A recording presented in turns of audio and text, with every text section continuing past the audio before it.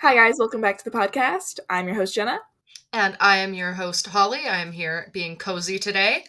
Yes, that's the vibe. Regardless of weather, we're pretending it's cozy. It's actually cozy where Holly is, though. It is. It is. I've got the heat on, but I'm being cozy anyway. There is snow outside, and it fits with our cozy podcast theme that we are doing today.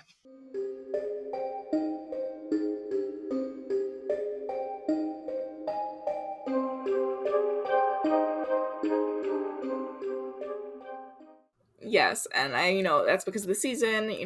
Right now, at least for where I am in the US, it is like the Thanksgiving ish time. It's November. And so we did want to focus a little bit on, gratitude, thankfulness, but there's a lot of things to not like about Thanksgiving. I typically don't really celebrate Thanksgiving. I like at most have some food, but for the most part, I would like to kind of turn this season into being one of thankfulness and gratitude towards, writing creative based things as well as adding a little bit more pagan elements and witchy elements into this time of the year as well, which I know Holly is definitely going to be talking a lot about, and I will be the student for the day. Yeah, I also am not a big like Thanksgiving person. First of all, in Canada, it's not quite as much of a thing, but we do have it, and it's in October, so I've already had mine at this point. But my family has always been very pagan, so my mom and I will celebrate in the way of like we love getting together and making a big meal and having friends around. It's about the thanks, it's about nature. That's one of the primary things, and that's sort of what I'm going to get into a little bit later in the podcast, and how you can take the celebration as it is now back to what it used to be, which is sort of a, more of a harvest festival, that kind of thing. So that's the angle I'm going to be focusing on in a bit. But Jenna had some discussion about manifestations, which I think is going to be very useful and very good for you, especially going into the new year. Yeah, I definitely think so too. And that's kind of my inspiration for kind of setting up things in this way is, we're already going to be thankful about things. It's already going to be a topic that's brought up in November, at least, in the section of the world that we're in. And then on top of that, after this, we have all of this time when we're prepping for the new year, we're, getting gifts, all of this stuff. And if you haven't seen my videos before, I'm really obsessed with like planning and organization and journaling. I've got my yearly journals right here. And obviously you can see the witchy inspo Oh, in them. so cute.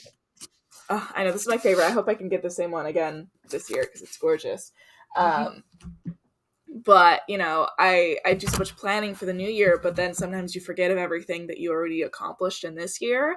And so taking the time in November to look back on what you've done and then kind of mentally prep yourself before the actual prep in December for that new year for 2024 currently, I think it's going to be really crucial to at least my personal practice. So trying to implement that here, and one of those things definitely is through manifestation, which I'm so big on, and I've been big on for a long time. I think it's a word that gets too overused now, but I think it's also something that is so useful that it should be almost overused. Like people should be using it, like everybody should be doing it, so why the heck not. So that's kind of my take on that a little bit of why we're doing it during this point in the year.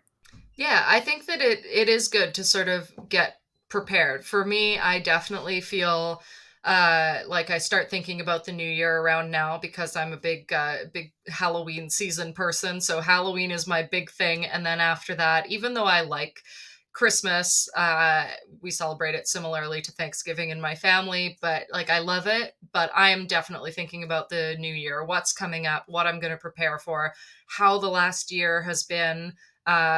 For example, I just set up all my bookkeeping. It's not tax season yet, but I'm like, okay, I'm getting prepared so that I can go smoothly into that new year. And I think it's just a nicer thing to do rather than like right, New Year's Day going, okay, where am I? Where am I at right now? What am I doing? Where am I going? It's nice to think about it a little bit in advance, and manifestations are going to be a big part of that for sure. Yeah, I definitely think so. And I think it's something that, I've skipped over simply because I'm so used to going, okay, Virgo brain, plan, plan, plan, execute. you're done with that next thing.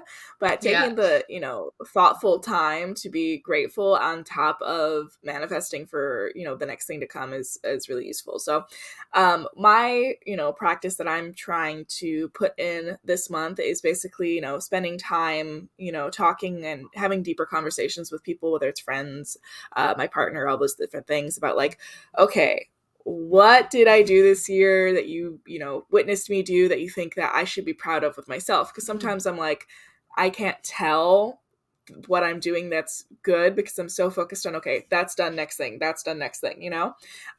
So if you're similar to that, like ask your, people in your life who you've talked to, like, what do you think I accomplished this year? What do you think? I think we're both like this, Ellie. um, but asking them like, what are you proud of me for doing this year? And then you start to be able to be proud of yourself for those things as well. And then after sort of figuring that out, you can actually look at it a little bit more objectively versus being like, oh, I sucked this year, I didn't do everything on my to-do list, I only have 2 months to get everything done, like how am I supposed to do it? Rather than being like that, you can think, okay, I've done this and this, so much so that my loved ones have already seen me do this, and this, and this, and they reminded me of it because I forgot. So dealing with all of that and then recognizing, okay, I've done a lot. I have accomplished great things. I'm very thankful for the things that I have done this year and the way that, life has taken me. But I know there's always something better around the corner. There's always some new project. There's always a new book. There's always a new, exciting thing on the horizon. So let me be thankful for where I am and also be grateful for where I'm going. And now that we've established that, let's go plan for it and then simultaneously manifest the crap out of it. Mm-hmm. I think this is a good thing to think about on a sort of more micro level with NaNoWriMo too, because when this, we're in NaNoWriMo season now, this is going to air during that time. And it's something that I tell people who are writing all the time, because when you're in something like NaNoWriMo, which can then sort of extend to reference your entire year as a creative person, when you're in the thick of it, when you're like, I have this goal, I'm trying to get here for, let's say NaNoWriMo, you want to be writing like 10,000 words, like every week, pretty much, a little bit over that, you are going to get sort of lost in the weeds. And then if you don't hit your 50,000 words, you might feel like you failed.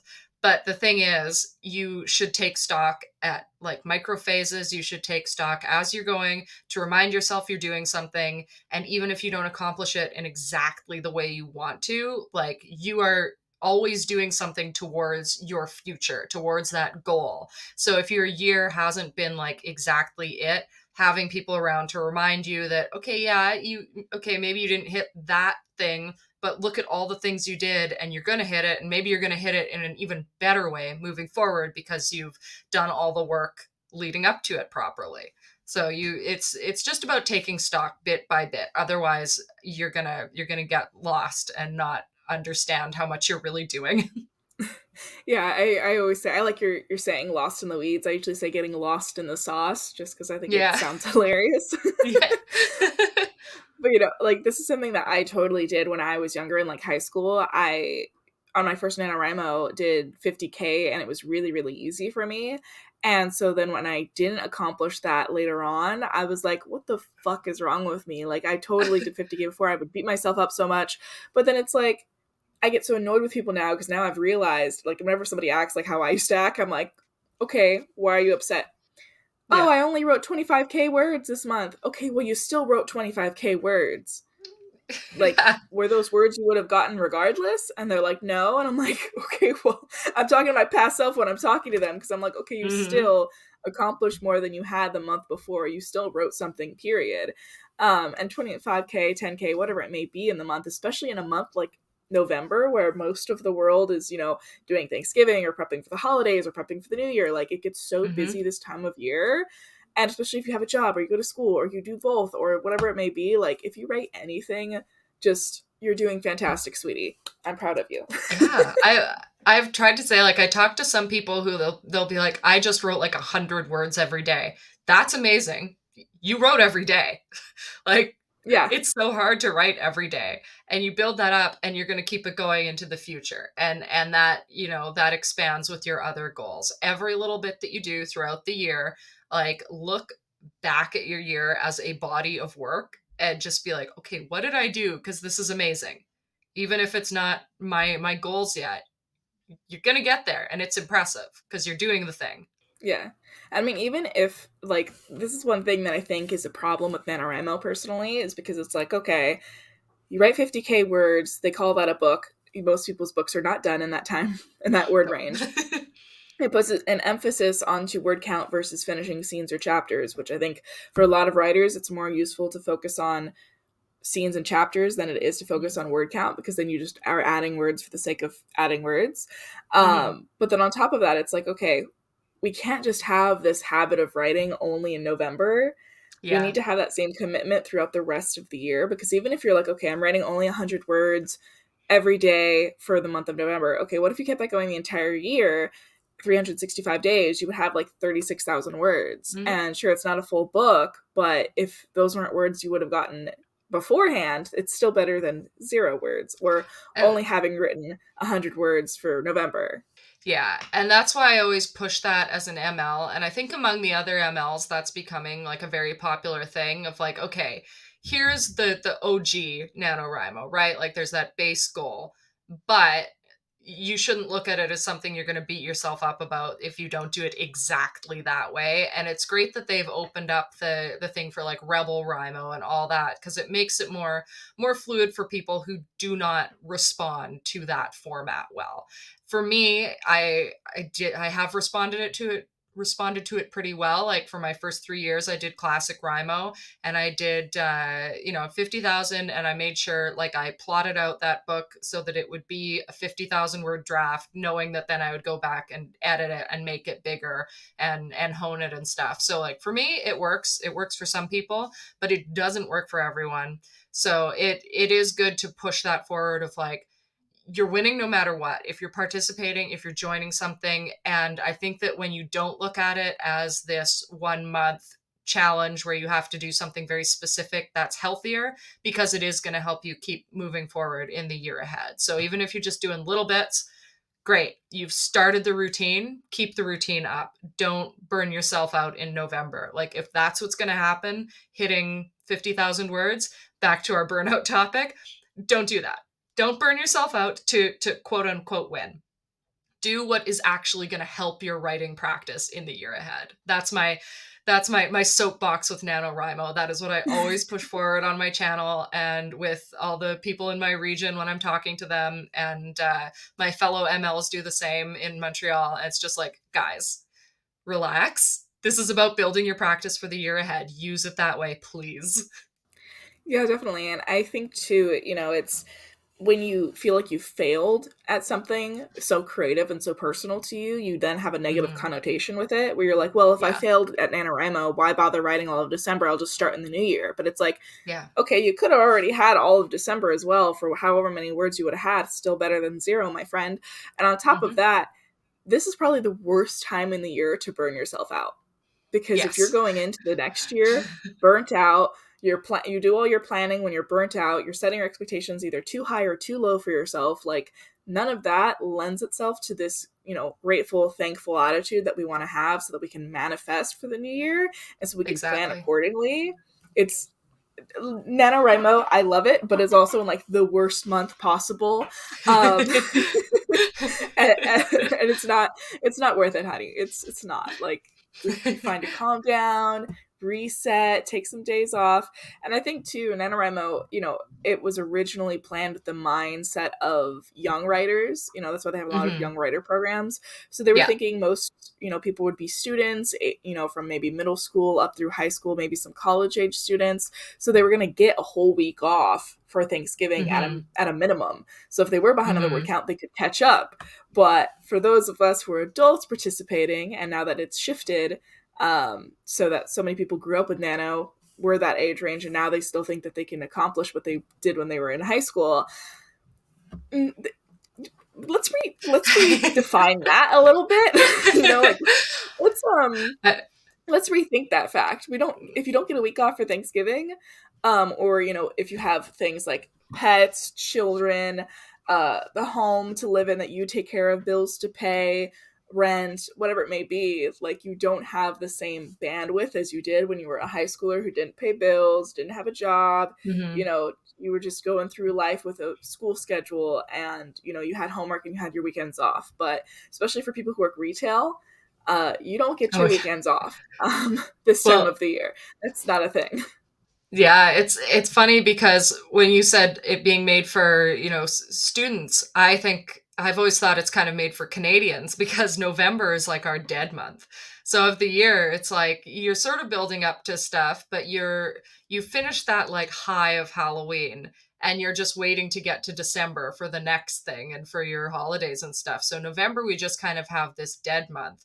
But at the same time, now that I'm with a company that does copywriting for a lot of American companies, I am now hit with Black Friday and Cyber Monday.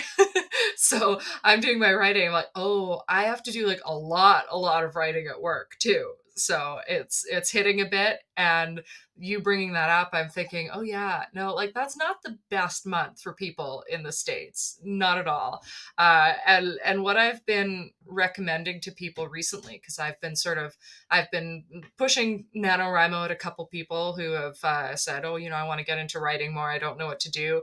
I've been saying start with camp because I think camp is a really nice low pressure way to get into it if you're interested, and just like do a bit of community building and see if you want to do November, because you have April, you have July, and you get to totally set your own goal. It's very chill. And I think that that's sort of the best way to get into it.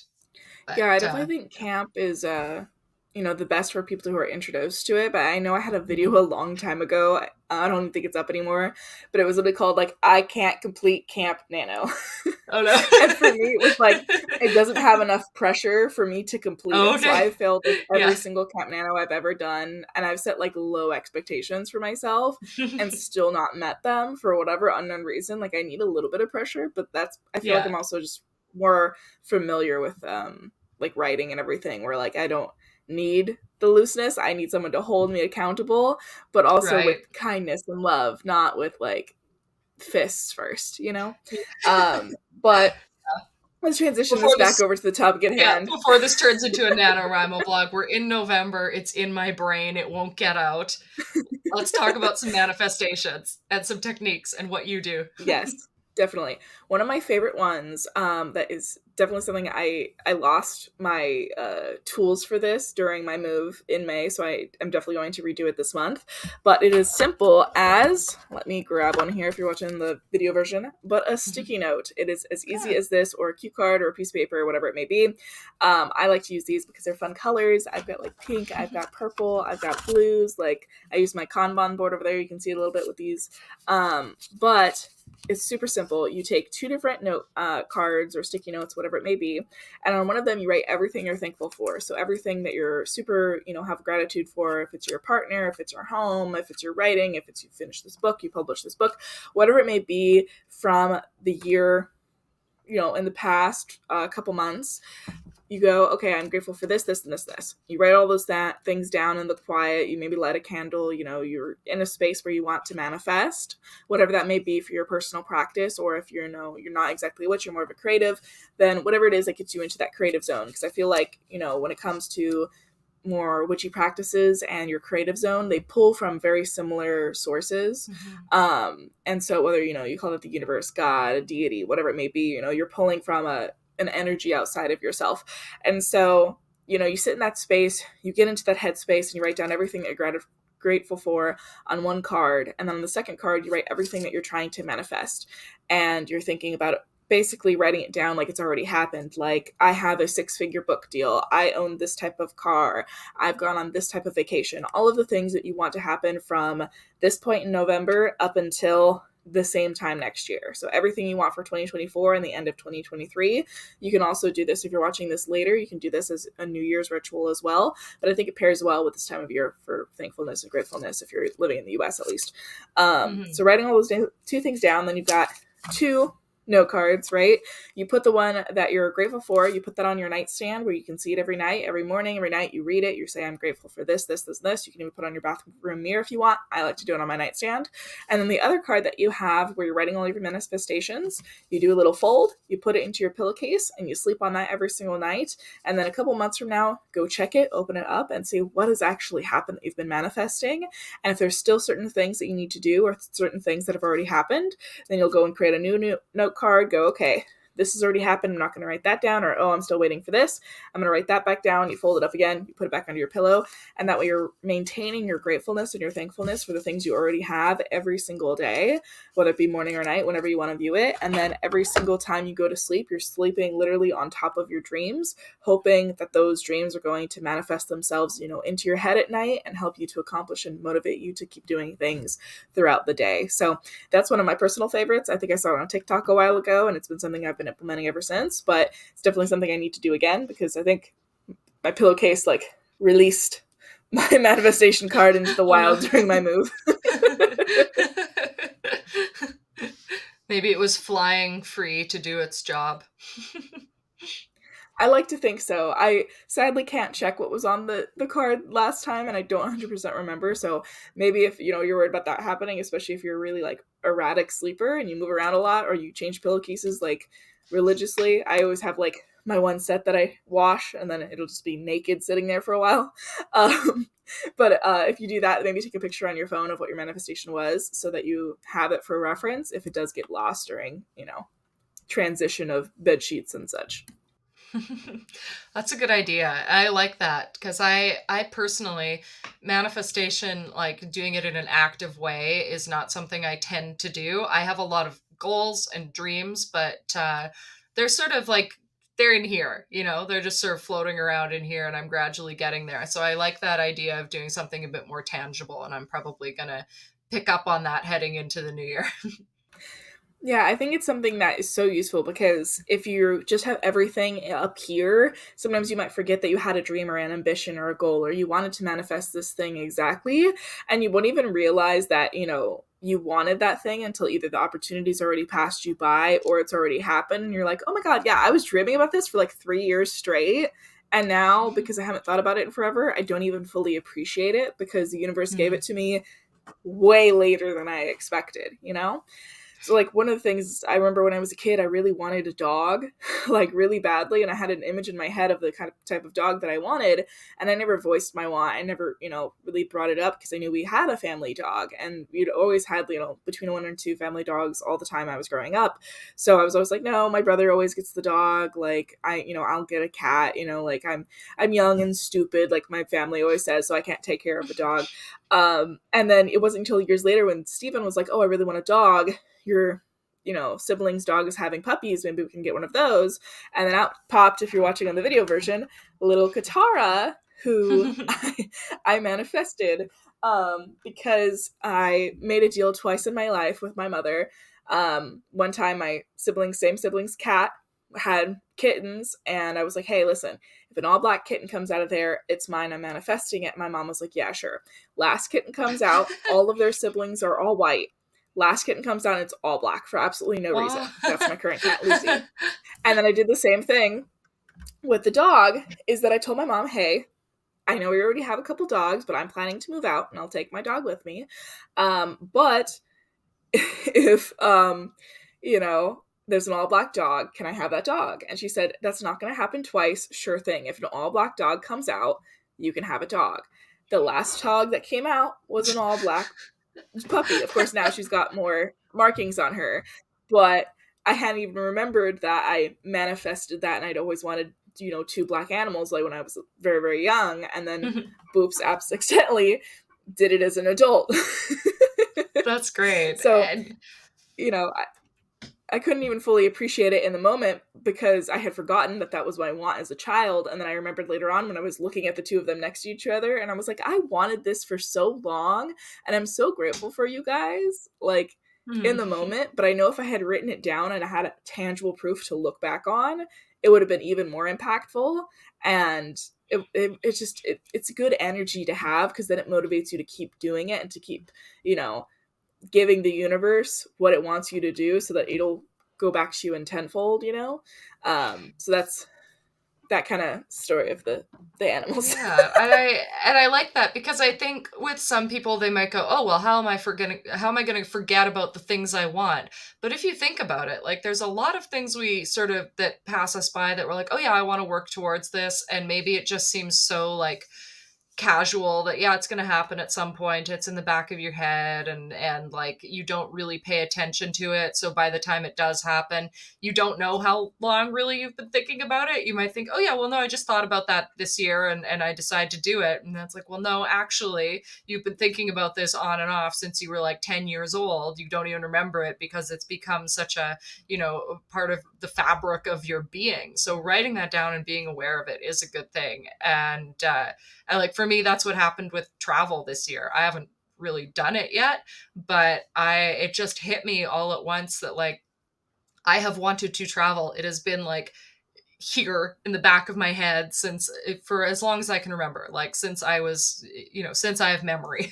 And then one day I was just like, why am I not doing this? This is ridiculous. And it just came the time and it happened. And then I had to think, I'm like, no, I have literally wanted this every day of my life forever, and I have thought about it at some point every day of my life forever. And there are actually a lot of things I did to make it happen without even consciously realizing that, like, working remote. I realized, oh yeah, sure, I don't like going to an office, sure, I'm introverted in that, but working remote gives me the freedom to travel. And there are all these little things that I did that actually led up to that.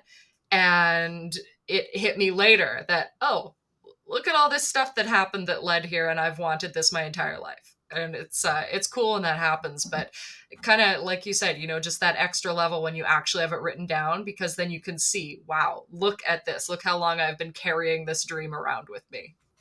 Yeah, definitely. And I think very similar with me as well. Like I, from a very young age, always knew I wanted to move to Canada where my dad was from. And I always was trying to, study for citizenship tests or whatever else I needed to do, even though I later found out like I didn't need that. I have dual citizenship by birth. And so I was always trying to figure out like, okay, how in the world am I going to get up there? Like I was looking at ways to get up there as a student, other ways to, get my citizenship papers, all these other things. And then me and Steven just decided like, no, we're going to do this. We talked about it, extensively for months and months and months. And, he came to the point where he came to the same conclusion as me that we just have more hope in Canada as a country than we do in the US, and we would feel more comfortable raising, a future family in Canada versus staying here. And Mm-hmm. then came, the, oh shit, I have a job that I really love. How am I supposed to take that up there with me? So I, kept really quiet about it, about my goals, my aspirations, my, timeline of my plan, still manifesting it though. And I was like, please let there be some sort of way I can keep my job that I love and go up to Canada where I'm looking at towards the Vancouver area. So I'm manifesting this. And I don't have it like, I have it written down as like a thing on the side, but I'm like, I don't know when it's going to happen. I don't know, I have my timeline I'm hoping for, but I don't know how it's going to work with my job. And then I didn't even realize this when my CEO moved to Upper Washington, the state, right? And he was up there. I didn't know that he was asking people on the team if anyone wanted to move up there with him. And so eventually, came down to me where everyone's like, okay, are you going to move up there? And I was like, no, I don't really want to move to Washington. And then a couple weeks passed and I was like, I'm so stupid. He's on the border with Canada. I'm, hello. Like somehow I manifested that he would return to his hometown that he grew up in on the border with Canada, where he used to visit, where my family is all the time because he's like an hour away, right? And Amazing. so I was like, oh, perfect. Let me tell my boss that this is my goal, my dream, my aspiration kind of thing. It's what I've been manifesting. And let me just see what happens. Like letting her know, like, it's still a timeline for when I'm going to get up there. But like, I want to still keep my job, but I wanted to let you know. And oh my God, I couldn't have manifested the reality of that, which was that she was so freaking supportive of me. She was like, yes, this is awesome. I can envision you going up there and starting your own office with us. You can go up there and help our CEO do all of his, filming for social media and stuff. Like all of those, things that he relies on a team for, you can build your own team out there basically. And I was like, Mhm. holy shit, I could have never imagined even doing that. I was hoping I could even stay remote in a smaller capacity in a different country. Instead, they're like, no, if you go up there, we want eventually you to start your own office and your own team to help him do his filming and all of these different things. And then she immediately after I got out of her office called the CEO up and was like, hey, Jenna wants to move up there where you are. What are your thoughts? And his verbatim words were, whatever she needs to do to get up here, let me know and I'll help. And I was like, Yeah. I could not have asked for a better fucking response from Mhm. the job and, my bosses that I love. So that all synchronicity seemed to work together in my favor. And it's because I was, actively being very thankful for my job while simultaneously wanting something better personally for myself. So it was the act of manifestation on top of gratefulness and just divine timing working where I hadn't mentioned this want and this dream of mine until after like weeks after he had moved. And then it hit me where I was like, wait, hold on. Am I dumb? I was like, wait, the universe is working for me and I'm not even recognizing Mm. it. But I think that's too one of the things I'm gonna do in because this is my yearly journal, so I have everything in here, which this is, connected but slightly a tangent. But mood boards, my Oh friends, yes. this is like prime time manifestation right here is a visual medium you can look at. I look at this almost every single day. And so like things already I have on here is like this wedding dress was like the closest thing to not my wedding dress I could put on here just in case anyone saw it. My wedding dress is very similar to this. I got my dream dress I was manifesting. I paid it off the other day. I'm picking it up in a couple weeks. Canada, still working on the paperwork for that. This was the engagement photo shoot I wanted to do. If you look at my Insta right now, I have my engagement photo shoot, save the date on there. It literally looks almost exactly like this. Like inspo on that one. Tarot cards. We literally had a podcast episode about tarot cards Yeah. on the podcast vlog. I've been vlogging with this exact camera most of this year. I've been doing vlogs. I put weightlifting. I'm in a 6-week program right now for weight loss, and I've already lost like 10 pounds. And I've been mostly doing weightlifting because I'm pretty sure I have PCOS. I'm not supposed to do cardio. So I'm supposed to do Mhm. strength training. I didn't even think about that when I put this on here. So a lot of these things are already in the pipeline. Sadly, the YouTube play button not a thing, but maybe for this podcast, who knows? Maybe. But Maybe. yeah, that'd be nice. Remember to subscribe. But yeah, Yeah. so having all of these inspirations that I look at every single day. I think one of the things I'm also going to add to this notebook next year is going to be a whole page of manifestations. I typically do a goal versus dream list. So goal means, okay, this is something that's completely within my control. I can write a certain amount of words. I know I can, if I'm doing self-publishing, I can, purchase a cover. I can do promo. If I'm doing YouTube videos, I know how many I'm going to film. Those are all things in my control. But then having dreams is more like, okay, I wish and dream that I had an agent. I can't control whether an agent says yes. All I can do is query, right? So that would be my goal, is to query. But my dream is to get an agent. My dream is to have a certain amount of income. My dream is to, do XYZ.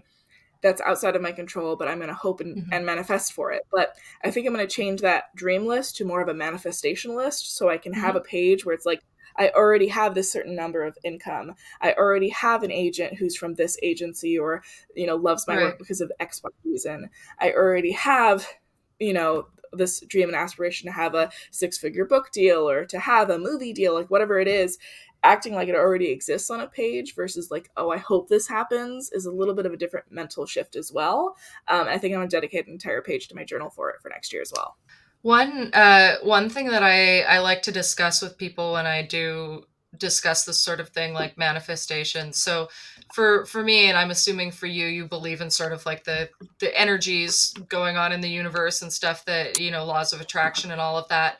But oftentimes when you talk about manifestation, there are going to be people who are like, that's woo woo and that's crap, right? So what I always like to say that I think is a good thing to note is that, think about it as as goal setting. And so if this, if this is what gets you there, because you said at the beginning that it's, everyone should be doing this. And I agree. I think it's sort of, whether you say it's manifestations or like goal headspace or something like that, say you're doing your manifestations, put aside the like, oh no, what are they talking about? This is woo woo. Put that aside. And imagine that, like, okay, here's the thing you want. And if you have that in your mind, and if you are looking at it regularly, consciously and subconsciously, you are going to take the steps to get there somehow. So even if you want to look at it from that perspective, which you totally can, like it works, So if you want to look at that, you have it in mind. Again, like, I'll use my travel reference. There are things I did. There are people I brought into my life because on some subconscious level, whether it was that or energies bringing us together, I knew that that was what I needed. So I think that it's a really good way to look at that if you're someone who thinks it needs to be more, I don't know, actionable, tangible, quote unquote, real. You can still do this. It's still going to be good for you, and it's still going to work. Yeah, and I think too, like, there's certain things in this world that basically every culture has their own version of. So, like, I Mm-hmm. think it's the Chinese thread string of fate is where it ties certain people and actions together that are meant to be together. Other people call it like divine timing. Other people call it the Mm-hmm. law of attraction if you're talking about a more scientific thing. No matter what you're looking at, everybody has a different name for basically the same exact thing. And they're all Yeah. talking about the fact that if you have goals, you have aspirations, you have dreams that you want, thinking about them is the number one way to start making you go, okay, I'm thinking about this all the time. Now I need to start taking action towards it because, yeah, you can't manifest something and then not take any action towards it and just hope Yeah. it turns out. Like, You you got to can't do just the act like work. you already have. Yeah, you have to do the work. 100%. There's no getting around that, but it helps you to be motivated. It helps you to say, hey, universe, law of attraction, whatever it is out there, I'm open to receiving this. Because if you're like, Mm-hmm. oh, for example, like for people who want to manifest wealth, they're like, I want to be a millionaire. Okay, well, what are you doing to be a millionaire? Because if you're in your mom's basement and you don't have a job, it's not going to happen for you if you're only scratching off lottery tickets. Like, it might, there's a slight chance it might, but versus you can make it a bigger reality that's more likely to happen if you're actively doing something like starting your own business, if you're actively saving a lot of money, if you're investing things, like all these different things. But you have to know what you want, and manifestation is the number one way to get there. But then you also have to think about, why do you want it? Like, if you want to be a millionaire, why do you want to be a millionaire? If you want to be an author, why do you want to be an author? Like, what is your Mm-hmm. reason behind your goals versus just going, I want this thing because I want it? Yeah. That's giving toddler energy. We don't Yes. want that. The universe doesn't want it. I think that would be an Which means amazing t-shirt. Amazing t-shirt. The universe doesn't want your toddler energy. we're gonna have a whole Shopify of great Yeah, yeah. t-shirts. I was gonna add, there's this interesting thing that I've observed among like multiple people I've known, and this, people have done studies on this too. I do not have a reference on hand, but you can look it up. I've seen it. People who have a positive mindset, a goal-oriented mindset, versus people who go, I just want it, but I can't get it. They will, and I think the study specifically was with money on the street. So they had someone who was positive, who was like, I'm going to, manifest good things for myself, walking down the street, and they saw like $5 on the ground. They picked it up. The person who was down on themselves and who was like, yeah, I want this, but like, how am I ever going to get that? No one's going to just give it to me, so I'm not going to get it. They walked down the exact same street. They did not see the $5 on the ground, and they just walked past it. And I think that Yeah. that's a pretty good example of how the right kind of thinking works for you. Yeah.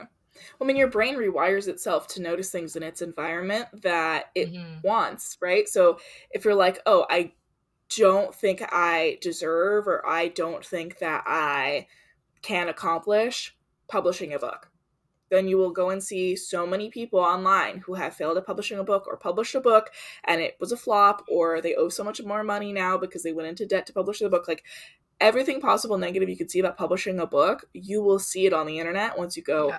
I can't write a book. It's not going to happen for me. That's it, right? But versus if you're like, I'm going to publish a book and I'm going to make it work regardless, and it's going to bring me a certain amount of income, and it's going to bring me a certain amount of peace of mind, I'm going to find my readership.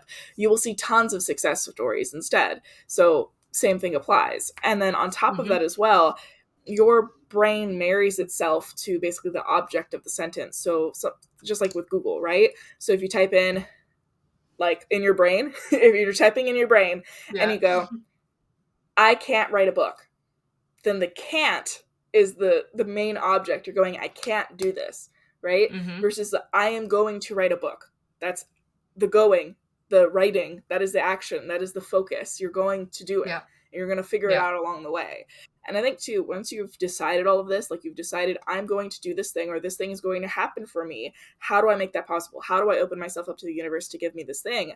You have to then not only change your mentality to accept that new reality, but then you also have to take actionable steps. So for the example of like $1 million, okay, let's say the universe did give you $1 million and you weren't ready for it. What are you going to do? Piss it into the wind. You're not going to have $1 million by the end of the month. You're going to be broke and then owe a lot in taxes. And then you're going to be even more in debt and less likely to make $1 million. Right? And then versus, same thing. I'm going to write a book, right? But you don't have the mentality for what's going to happen if you go and write that book and you get a big 6-figure book deal. You're still going to probably piss that money into the wind. You're probably not going to know how to market your own book. You're probably not going to make your advance like money back, which means you're not going to get royalties unless you've actually done the research about publishing beforehand. That's all setting yourself up for success in the thing that you want. And then on top of getting your mentality right, there's the other part of taking the actionable steps, because you got to be like, okay, if I want to write a book and I want to get a 6-figure book deal and I want it to be turned into a movie, I need to figure out how that's happened to people in the past. I need to figure out how to write a book, how to outline it, how to revise it, how to query it, how to, go on submission, all of these different things and facets. And then you go, okay, now I have knowledge of everything I need to do. Let me make goals in a timely manner with realistic expectations on myself of when I'm going to accomplish these things. And let me hold myself accountable and then start checking the things off of this list while maintaining my mentality that it can happen for me and manifesting the best outcome. Because if you don't do those things, why in the world would the universe give you what you want? Why would the law of attraction work for you? Because it's like, oh, I'm going to give it to this guy who's not even researched how to go publish a book. But meanwhile, this person over here has been researching for the past 10 years. True, that does happen. There are people who are unicorns who can go get their book published and become a big success without trying at all, or even just getting a ghostwriter to do it for them, and they're big successes. Happy for them. They're not going to sustain that, though. No. Because they got what they wanted way too early. It's very rarely that happens for somebody, and they can maintain that throughout the years. That's why we have one-hit wonders. Yeah. Every time I think we talked about this either in the podcast or I talked about it on one of my streams, just that, like, when I was, we talked about it on the podcast. When I was younger, I was like, oh, I have to get published when I'm 18 because so-and-so did that. All the names that I remember sort of looking at that they got published at 18, I haven't seen anything else from them. Like, that was kind of it. I think it probably wasn't even what they wanted to write. I don't know if they even wanted to be a writer. They clearly didn't keep doing it. And like in the world of writing, it can be like, I also said before, I'm glad that I didn't get published at that point, because when I was 18, I wasn't writing the right stuff. It was not ready. I didn't want it out in the world. I am glad it's not out in the world. And now I can work to the right point when my novels come out, when they are supposed to come out. And that is a very good thing.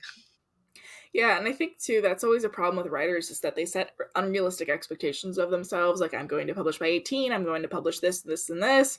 And then specifically with self-publishing, there's, this race to get as many books out as possible so that your backlogs or your front log sells your backlog.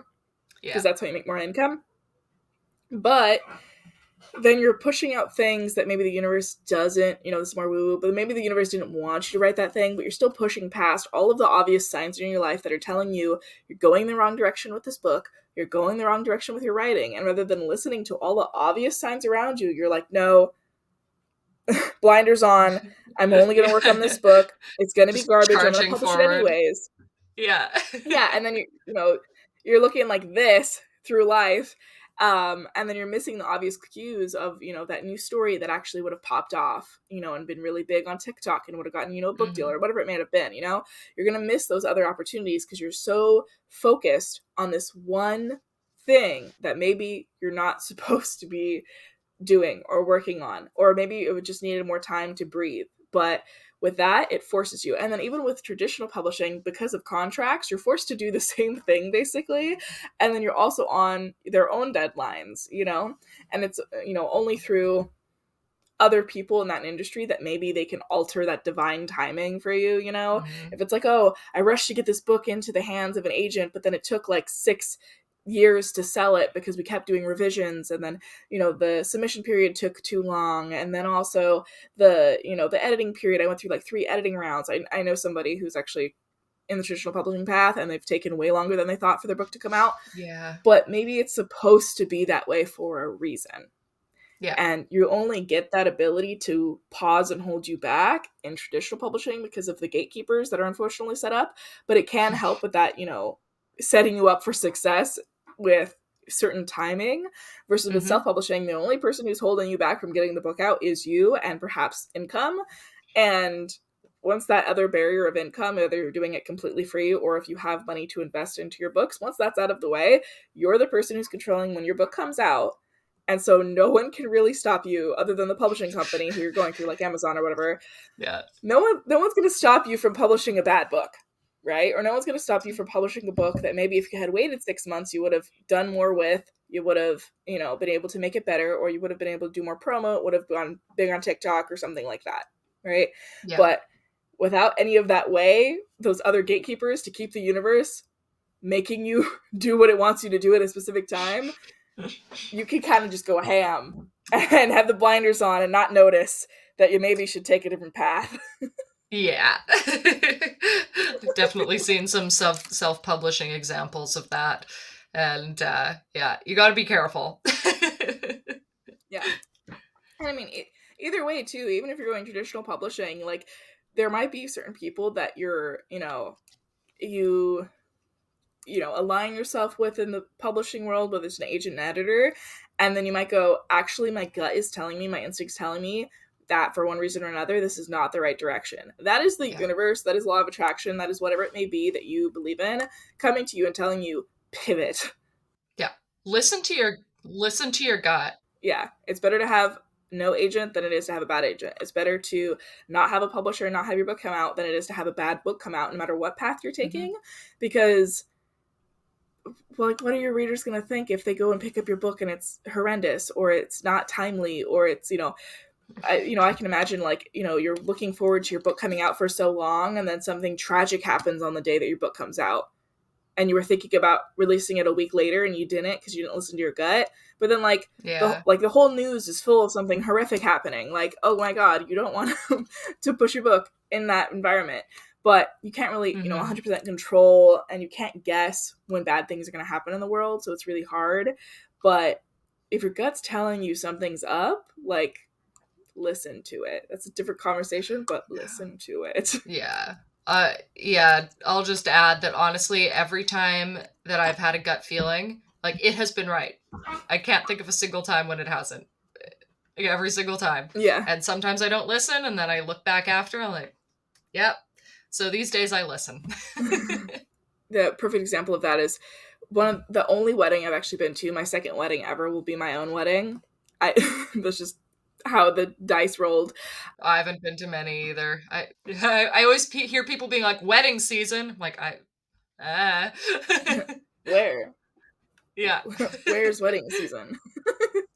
Yeah, Yeah. that's me every year. I'm keep trying to be like whispering in my friends' boyfriends' ears. I'm like, please, please, not for your guys' sake, but for mine. For me. It's for me. I would like to be a bridesmaid. I would like to Yes. go to a wedding. But yeah, the only wedding I've been to, my sibling was like, I don't feel well, like something bad's gonna happen. And we were driving home from the wedding after we left early, and that's when the Vegas shooting happened. Was at literally the same time as the wedding. And we were like, Oh, wow. we weren't, we're in California, not there. But I ended up finding out just a couple weeks ago that our cousin apparently was in the shooting. and no one even Oh, told wow. us. So they were someone who hadn't gone to the wedding and had gone to the concert instead, and then had to Hmm. run away from the gunmen and stuff. And I was like, Wow. now was your gut telling you you should have gone to the wedding? It probably was. Yeah. Yikes. Yeah, listen to your gut. But I think now Yeah. we should probably move on to all of the witchy goodness that Holly has in store. Yeah, I think that we've had a really good discussion about manifestations and stuff, and I'm happy to let that be like the main portion of this because I think it's very appropriate for the season. But I will, and I've got some great witchy knowledge about Polish and Ukrainian history, but I might honestly save that. So what I'm going to talk about is some, I guess, some tools that you can use this season while you're manifesting, while you're trying to put yourself in the right mindset. And just to give you a little bit of info on these are all seasonally appropriate things, so you're going to be able to feel in that nice fall mood.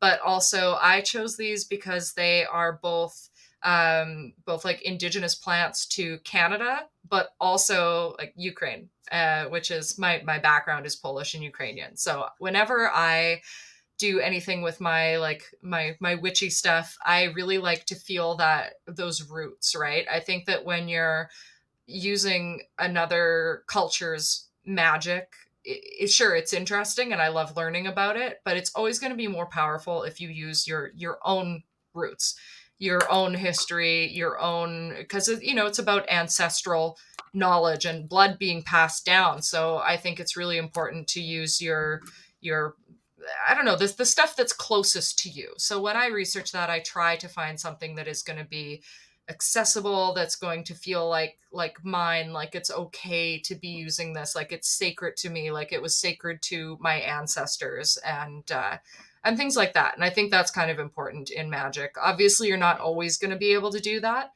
but when you can, it's just so much more powerful.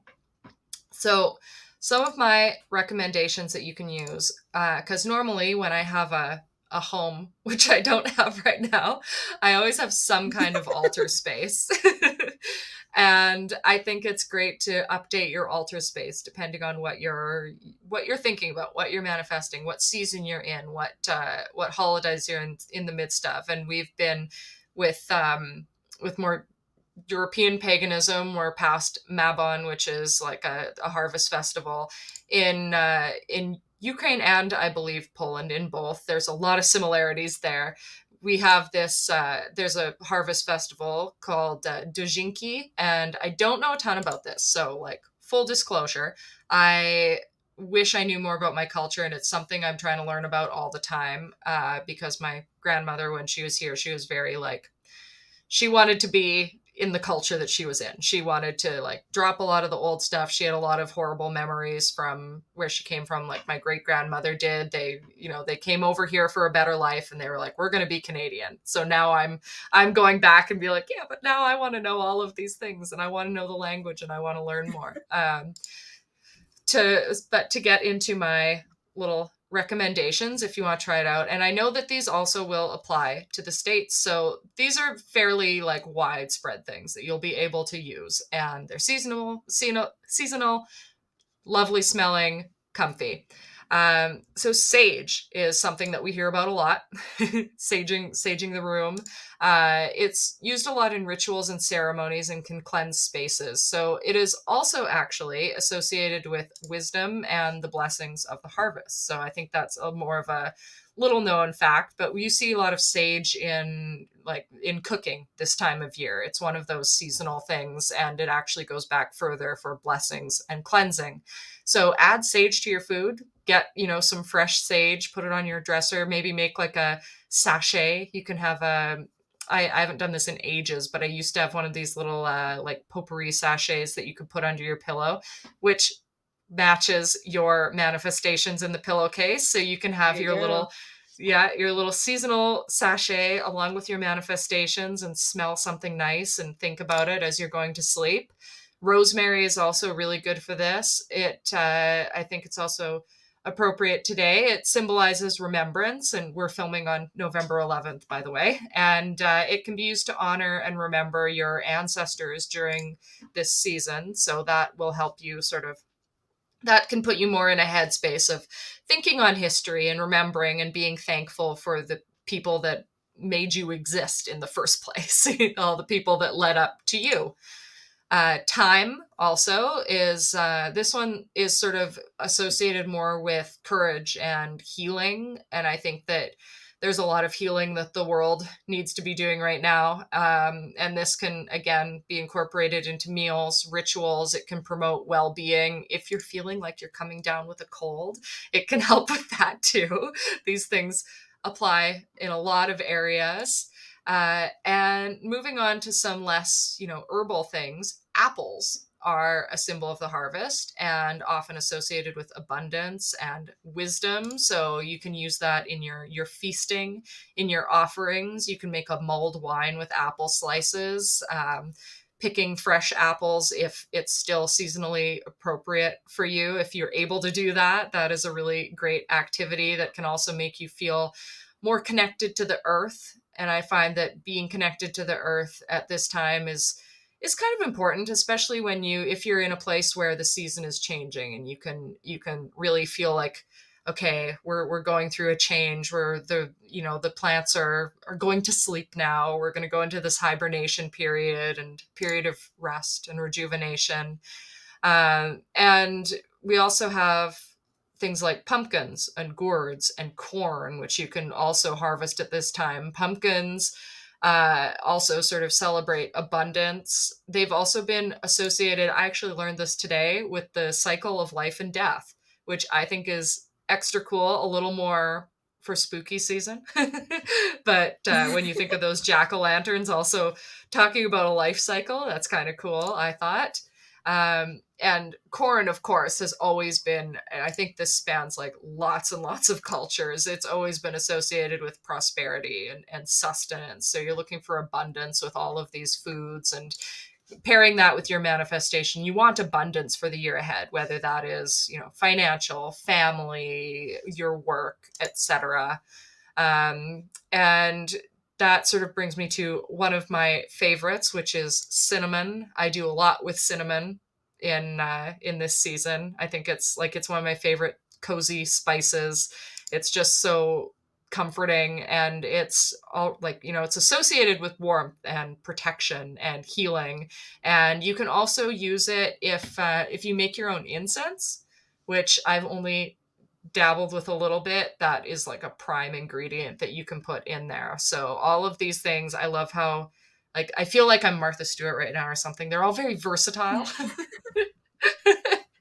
You can use them very versatile. You can use them in foods, incense, sachets, just, they're all beautiful things. They all are going to make you feel that warmth and comfort. So honestly, just go wild. Set it up on your altar, eat it, enjoy. And one of my favorites that I have to get to is maple syrup. I have to say it as a Canadian. How Canadian of you. I had to. I would not be the Canadian if I did not bring up maple syrup. And we sort of look at this one. It's like, the sweetness of life, but also the abundance of the land, because maple syrup is tapped from maple trees, often in the winter when everything is sort of looked at as dead, right? And if you've ever seen how this works, as I'm sure a lot of people have, although I don't know, I'm in Canada, we grow up with it. It's such a thing. You tap this tree in the middle of a snowy forest, and this beautiful golden syrup comes out of it, and it's this strong sort of life-giving thing in the middle of winter. And we have festivals where we pour it out on the snow and roll it up on a stick and all of that, and it just brings this brightness to kind of a dark season. So it's one of my favorite things to mention when we're talking about rituals. Like, enjoy some maple sugar, maple syrup, any of those things, and let it sort of make you feel that energy during our darkest nights.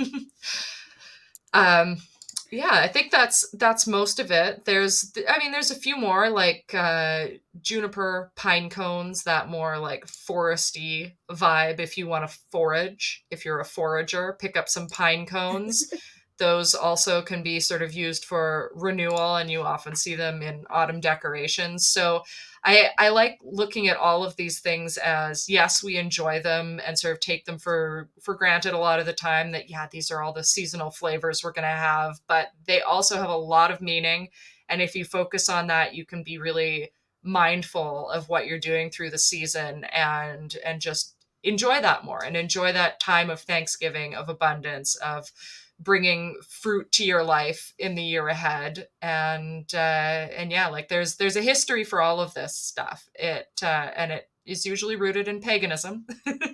So you see that in, like, Christmas celebrations, Thanksgiving celebrations, but it goes a way back and it has a lot of meaning. So I thought it would be fun to share some of that today. And if anyone in the comments wants to tell us your favorite things to do with any of those ingredients, or how you've used them in your own rituals, I would love to hear about it. Yeah, definitely. Or if you have any other manifestation techniques as well, do shoot them in the comments as well. But I think, all of those, seasonal spices kinds of things, it's just another example of every culture has their own name for it. But, sage in a lot of different cultures is important, or myrrh is something that's seen really religiously, but it's also used in witchcraft. Like, there's power to these things no matter where you kind of look for it. But I will say, careful when you're using sage not to use white sage, because it is endangered and it is a close practice for Yes. Indigenous Americans. So different Yes. sage. Yes. Excellent. Good point. I Yeah.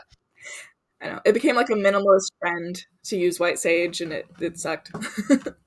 Yeah, I think, like, going back to the roots thing, it is always important when you're using ingredients.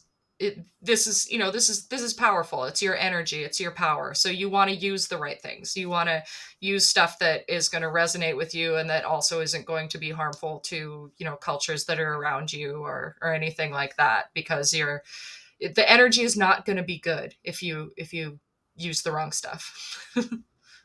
Yeah, exactly. It's just bringing upon you just the bad energy when you're trying to bring in the good stuff. We don't want burnout this time of year, and we also don't want to hex ourselves.